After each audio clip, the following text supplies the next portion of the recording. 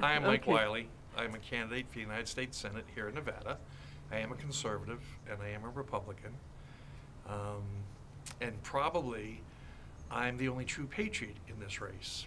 And I say that because I've been fighting these battles since 1992. In 1993, I had a radio show in Florida called the Patriot Radio Network, and I was attacking the left on all these issues. In 1994, they tried to take our guns away from us in Florida with a gun bill called HB 241, which was considered a done deal, where there were 33 co-sponsors to the bill. I found out about it, and as a radio talk show host, I attacked the bill, and I decided to have a rally, and 7,500 people showed up, and that done deal bill was removed from the floor 2 days later, along with 10 other gun control bills, and gun control in the state of Florida was stopped. And it was stopped actually for a while nationwide because the Clintons were trying to get past it. And unfortunately in September, during a campaign I was involved in, he got the rest of the Senate to go through it.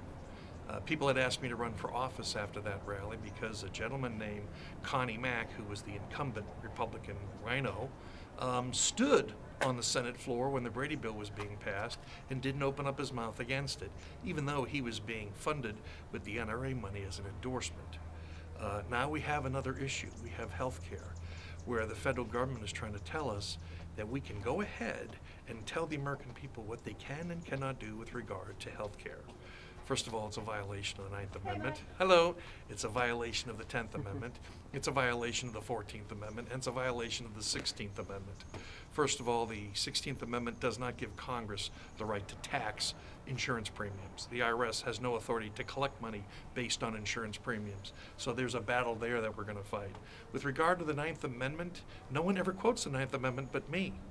And the question is, why is that? Because maybe people don't understand it or don't want to interpret it what it means. So what it means is, I have the right to tell the government to get lost with regard to my life.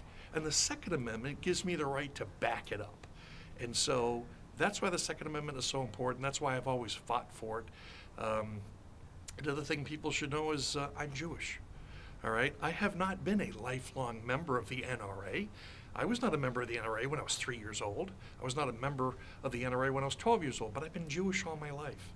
And I saw what the Nazis did in Germany in 1934 when they passed a gun control bill to take the rights away from Jews to carry guns, and then they sent them off the trains. So if you really want to make sure you send somebody to Washington who passionately will fight tooth and nail to fight these laws, I'm the guy.